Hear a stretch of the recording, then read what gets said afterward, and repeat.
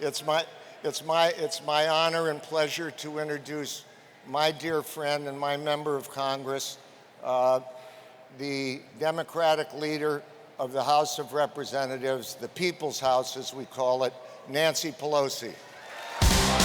You're simply the best. Better than all the rest. Better than anyone. Anyone I ever met. Ooh, I'm stuck on your heart. Good morning, California Democrats.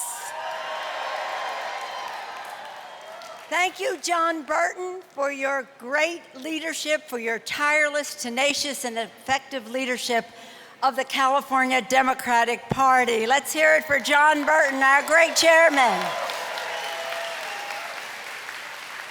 It's really wonderful to be here with all of you. Let us all welcome those who are here for the first time. How many are here for the first time? So many friends of many years, but wonderful for all of us to see new faces. I'm proud to be here because this is like family to me. When I first came here as an officer of the California Democratic Party, my daughter, Christine, was the age of my granddaughter, Bella, who is here now, age 6. So Christine and her siblings were in that category. So many of you have demonstrated your dedication over the years. We're all grateful to you for that. And on behalf of the House Democrats, all of the House Democrats across the country, I bring greetings to the California Democrats. Many of my colleagues are attending the convention.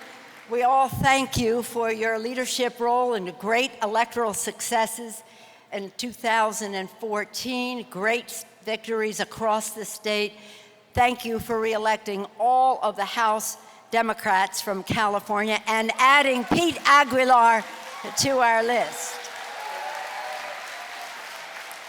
I know that Loretta Sanchez is here, Janice Hahn is here, Eric Swalwell is here with his Future Forum.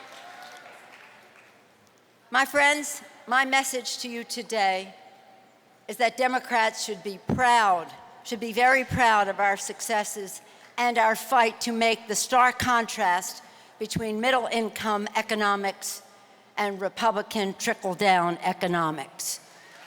Be proud of this. Be proud of this. Think about it. 6 years ago, when President Obama took office, this is what was happening. 6 years after the president took office, with the work of congressional Democrats in Congress and the fruits of the Democratic middle class, economics are clear. When the president took office, unemployment was near 10%. It is now around 5.4%. The stock market was under 7,000. It's now over 18,000, an increase of 10,000 points or more. The deficit was $1.4 trillion. It's now cut to $486 billion, down by nearly $1 trillion. The auto industry was on its back. It was not only failing, it was near dead, and now it is thriving. More than 12 million jobs have been created in the longest uninterrupted period of private sector job creation in history. And I'm especially proud to say that more than 16 million previously underserved and uninsured Americans, over 16 million, now have health insurance through the historic Affordable Care Act. This would not have happened without a Democratic president, without President Obama in the White House. This would not have happened without a Democratic Congress, a strong delegation from California, and a Democratic woman Speaker of the House from California. But more importantly, this would not have happened without all of you. So I hope you take some satisfaction in your success. But you and I know that many of these successes economically have not hit home yet for too many people in our country. Too many Americans are still feeling squeezed. Democrats know there's still more that must be done to build a bright and prosperous future for America's hardworking families. Democrats understand that the success of hardworking families is the most important engine of economic growth. It's about bigger paychecks. When workers have the wages and the confidence to consume, they generate demand, which in turn creates jobs, raises wages, and fuels growth. This is the way to an economy that works for everyone. Yet Republicans are still trying to take us back to their failed trickle-down economics, the policies that caused the worst recession since the Great Depression, which burned our economy in 2008. Republicans just don't get it, but Democrats understand. And one of the things Democrats understand is that for an economy to succeed, we must unleash the power of women, because when women succeed, America succeeds. Let's do that again. When women succeed, America succeeds. That is why we are fighting for paycheck fairness, for raising the minimum wage, for paid sick leave, and for affordable quality child care. That is why we want fairer retirement for America's women, because it affects our families. And Democrats understand that for our economy to succeed, we must unleash the entrepreneurial spirit of America by lifting the burden of student loans from our families and fighting budget freezes of Pell Grants in the Republican budget. Innovation begins in the classroom, and nothing brings more money to the Treasury than educating the American people. Early childhood, K through 12, higher education, postgrad, lifetime learning. Education reduces the deficit and keeps America number one. The number one was important to our founders. They had a vision and a plan. From many, one. E pluribus unum. That is still their call to action for us today. They could never have imagined how many we would become, how different we would be, states, ethnicities, gender identities, ideas, newcomers, but they knew that we had to be one, that despite our differences of opinion and politics, we are committed to being one nation. Devon began this convention, wasn't he wonderful, with a pledge that ends. This is a pledge most of us take almost every day. We do in the Congress, and anyone who serves children in school. Across America, millions of people every day pledge one nation under God, indivisible. Now this is the part I really love, with liberty and justice for all.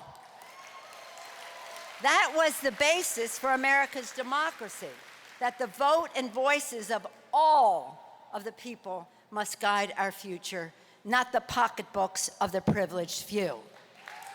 Therefore, we must reclaim our politics from those who would drown out our elections in a tidal wave of unlimited secret special interest money. We must lead and we must act. We must overturn Citizens United.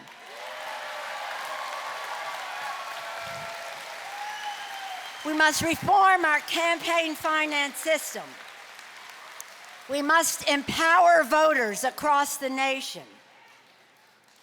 Earlier this year, our nation marked the 50th anniversary of the legendary Civil Rights March in Selma, Alabama. 50 years ago, the Selma marchers faced discrimination and intimidation. They suffered bigotry and brutality. Still, they marched for justice, for equality, and for the opportunity to cast a ballot and shape the future of our great country. Selma, the bridge to the ballot. In his speeches, Dr. King talked about the ballot, the ballot, the ballot, its connection to legislation and therefore to people's lives. We, House Democrats, have a plan to use the inspiration of the 50th anniversary of Selma to reach out and re-engage, to give people reason to register, reason to vote. We vote for bigger paychecks. We vote for better jobs. We vote for building stronger infrastructure. We vote for preserving our planet. Thank you, Tom Steyer, for your leadership on this subject. And we vote for comprehensive immigration reform because immigrants make America more American. Our founders knew that would be the case. Democrats, let us be proud, not only of our economic success under President Obama, but proud of how Democrats, through our activism, honor our founders' vision, e pluribus unum, from many, one. From many, let's be one. Let us carry forward the march that began in Selma, draw from our founders' heroic faith in the shared and limitless future of our nation. Let's not subscribe to what 19 Republican candidates are out there running for president with no vision, but just tearing down. Not from the many, one, but from a few of us, a little bit for everybody else. We have come far, but there is farther to go. In the words of President Kennedy, he said it so well, as he usually did. He said, "Now the time has come to make the most of our gains, to translate the renewal of our national strength into the achievement of our national purpose, liberty and justice for all." Let us leave our convention proud in the progress that we have made in the lives of the American people.